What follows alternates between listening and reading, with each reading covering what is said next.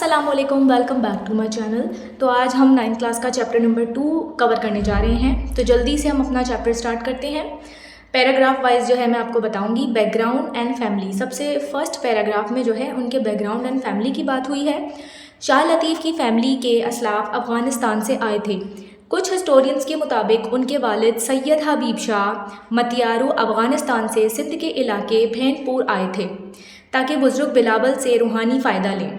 कुछ लोग कहते हैं कि उनकी फैमिली हेरत से सिंध इसलिए आई क्योंकि सिंध उस वक्त एक बहुत बड़ा मरकज़ था मुस्लिम कल्चर का। शाह लतीफ़ के बुज़ुर्गों को सिंध का माहौल पसंद आया और उन्होंने इसे अपना घर बना लिया। बोर्ड पर मैंने सामने लिख दिया है कि पहला पैराग्राफ और सेकंड पैराग्राफ क्या है। सेकंड पैराग्राफ है कि उनके नाम के बारे में।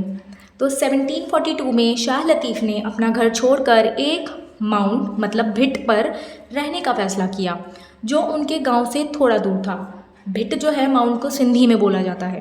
भिट सिंधी ज़ुबान में रेत या ऊंची ज़मीन को कहते हैं।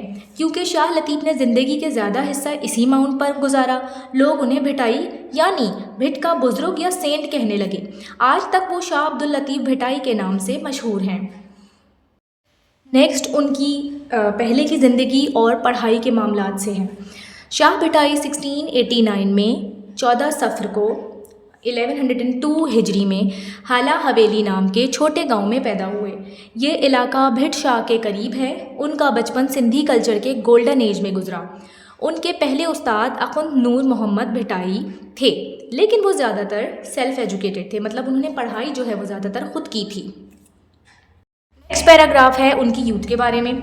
जवानी में शाह लतीफ़ का जहन बहुत नाजुक, सेंसिबल और क्रिएटिव था। बचपन ही से उन्हें नेचर की खूबसूरती और अल्लाह की मोहब्बत का बहुत एहसास था। इसी वजह से उन्होंने बहुत छोटी उम्र में पोएट्री लिखना शुरू कर दिया। 1730 में उनकी शादी बीबी सईदा बेगम से हुई, मगर वो जल्द ही वफ़ात पा गईं। इसके बाद शाह लतीफ़ ने दोबारा शादी नहीं की। बीवी की वफ़ात ने उनके दिल को और ज़्यादा दीन, इबादत और स्पिरिचुअल ज़िंदगी की तरफ मोड़ दिया था। उन्हें दुनिया की नॉर्मल ज़िंदगी गुजारने में मुश्किल महसूस होती थी, इसलिए वो पोएट्री और इबादत में ज़्यादा वक्त गुजारते थे। नेक्स्ट है स्पिरिचुअल ग्रोथ के बारे में। वक्त के साथ साथ अल्लाह से उनकी मोहब्बत बहुत बढ़ती गई। उन्हें सुकून सिर्फ इबादत, दुआ और गहरी सोच में मिलता था। ज़्यादा वक्त वो इबादत, ज़िक्र और स्पिरिचुअल सोच में गुजारते थे। उनका अंदाज़ बहुत नर्म, मोहब्बत भरा और दिलकश था।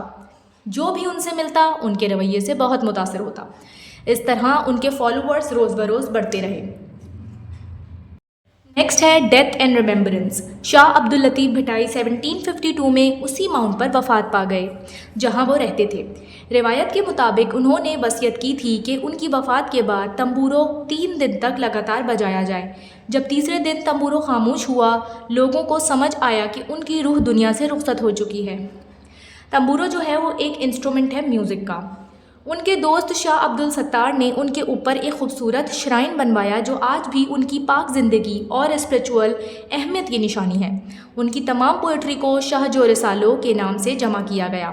हर साल उनका उर्स 14 सफ़र को शुरू होता है और 3 दिन तक चलता है, जहां लोग उनकी पोइट्री पढ़ते, सुनते और उनकी याद में महफिलें सजाते हैं। नेक्स्ट में है शाह लतीफ़ सूफ़ी पोएट के तौर पर।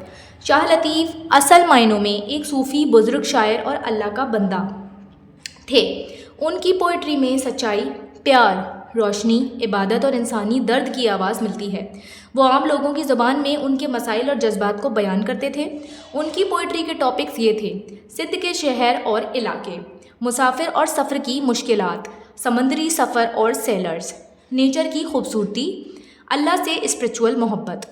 उन्होंने अपने कलाम में Samarkand, China, Rome, Sri Lanka and Malabar coast तक का जिक्र किया है, जो उनकी इल्मियत और तफक्कुर की गहराई को दिखाता है कि उनकी नॉलेज कितनी ज़्यादा थी, ये बताता है। उनका पैगाम मोहब्बत, इंसानियत, अमन और रूहानियत का पैगाम है, इसीलिए आज भी पूरा जहां उनकी इज़्ज़त करता है।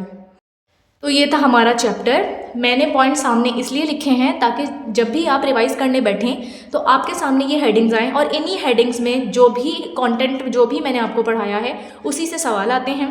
ठीक है, मैं आपको सवाल भी बता देती हूँ। मैं बोर्ड पर लिख दूँगी कि कौन से सवाल आपके 5 ईयर्स से या 10 ईयर्स से आते हैं, तो आपको तैयारी करने में जो है वो आसानी हो जाएगी।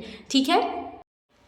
तो बच्चों ये सारे सवाल हैं जो कि आपके 10 ईयर्स से मैंने लिए हैं और यहाँ पर मैंने लिख दिए हैं। जितने भी इंपॉर्टेंट सवाल थे वो मैंने आपके सामने लिख दिए। आप चाहें तो इसको स्क्रीनशॉट ले सकते हैं और अगर किसी सवाल में आपको प्रॉब्लम हो रही है तो आप मुझे कमेंट सेक्शन में बता सकते हैं। कमेंट सेक्शन में ज़रूर बताया करें कि वीडियोज़ किस तरीके की लग रही हैं और हमें क्या ऐड करना चाहिए। तो आज की वीडियो ये थी, मैंने आपको पूरा चैप्टर समझा दिया, आपको सवाल दे दिए सारे इंपॉर्टेंट। अब आप इसके जवाब ढूंढें और उसको याद करें अच्छे तरीके से, और अगर आप अपने से लिख सकते हैं तो वो बहुत अच्छा है कि आप अपने से लिखें।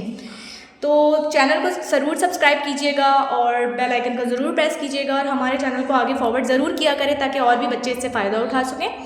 तो नेक्स्ट वीडियो में आपसे मिलते हैं। अपना बहुत सारा ख्याल रखिएगा। तब तक के लिए अल्लाह हाफ़िज़।